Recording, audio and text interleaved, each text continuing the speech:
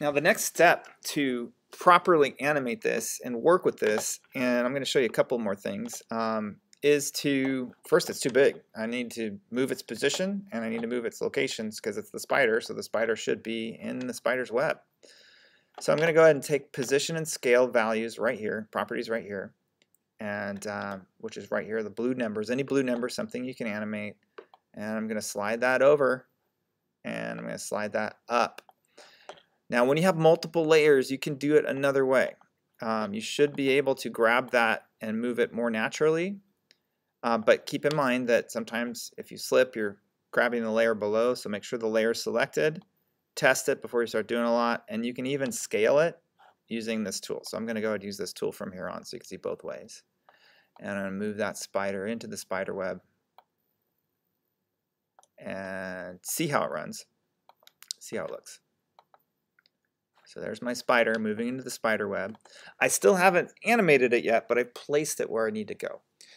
Now, the animation part comes from this window right here, which is basically a mini timeline that's working with just animation. And again, make sure you know which clip you're working on. It can get very complicated when you have multiple layers. And so the more layers that you add, the more complex the edit becomes. And so I'm going to take this and start my first keyframe. So there's two things. Well, actually, no. I'm just going to be working with position. So I'm going to scale it down just a little bit more, and I'm going to go to the beginning of this clip, and I'm going to hit this button right here. It looks like a stopwatch, and it's toggling the animation on and off. When I click on that, it changes this, and you can see this, which is my first keyframe. What a keyframe is it's taking these properties of height or position, scale, all the properties that are blue, and it's saying at this point in the timeline, that's exactly where I want that to be. So what you're doing is you're moving the timeline forward in time, and that's, I'll go 29 frames, which should be about 1 second. And this is being measured by frames and not time. I changed the setting somewhere. I'll have to set it, undo it later, but usually you're going to see time. And in 1 second, I'm going to have this position, I'm going to do this way, move about that much on screen. And you'll see a little pathway from point A to point B, which is actually something you can bend and move. And when you want to turn corners, you generally don't want to, you want to do it as a separate step. So I'm not going to bend it to turn the corner, I'm just going to make it turn a corner in the next step. But you'll see the keyframe 1 and keyframe 2 are now on that timeline for position. And as I'm going from one position to the other, the numbers evenly find the next mark, basically.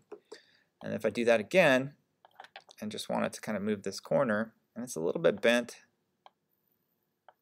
so don't worry too much about it not being a perfectly right angle, but there's that second point, so it's following the path.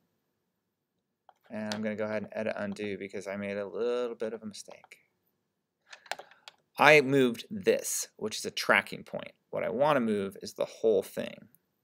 That tracking point, if it gets off point, then you saw that I did that. I was moving the item, but I was actually off center. Now that I've got the tracking point back to the center, and I just did that by editing undoing, I can take that animation and make sure that it follows that turn. So I can keep going along, plugging in keyframes. I can take those keyframes and move them along the timeline. I can add in keyframes manually, but every time you move your timeline and make a change, so I'll go ahead and do one more edit,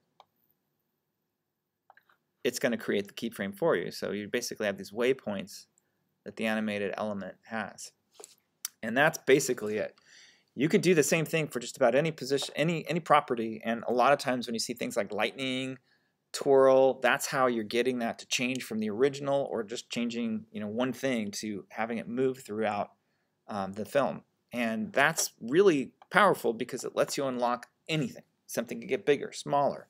You can move it, and every single effect that you add can be animated to give you complete control over what's happening on screen. If you get into any trouble, you can always either take one keyframe and just hit delete, or you can just click this toggle animation off and it will automatically delete all the keyframes and let you start over from scratch. I'm going to edit, undo, and go a step back because I want those keyframes back because I did want to keep it animated. The only thing that you might have some fun with if you have time is to take that individual clip and work with it in an adjustment. So for example, I want this to be, say, black and white. So I'm going to do that this way this time and go to color. I'm going to take that frame, that shot, and I'm just going to desaturate it to see what I get. And there I got a black and white look.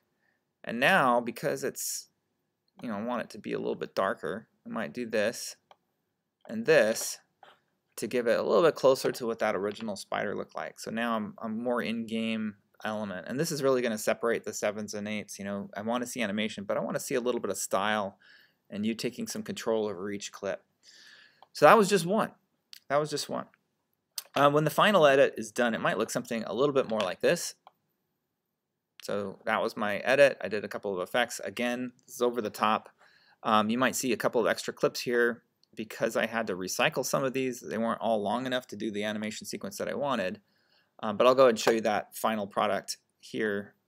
I'll make the screen a little bit bigger so you can see how it turned out.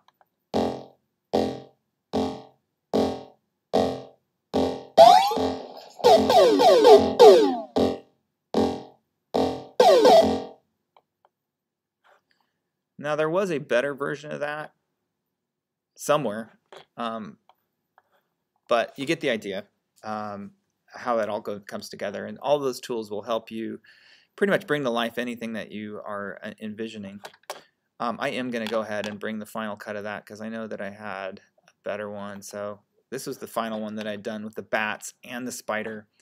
And basically when you're done, you're going to export that out and turn in what you've got in the 2-day process that we've had.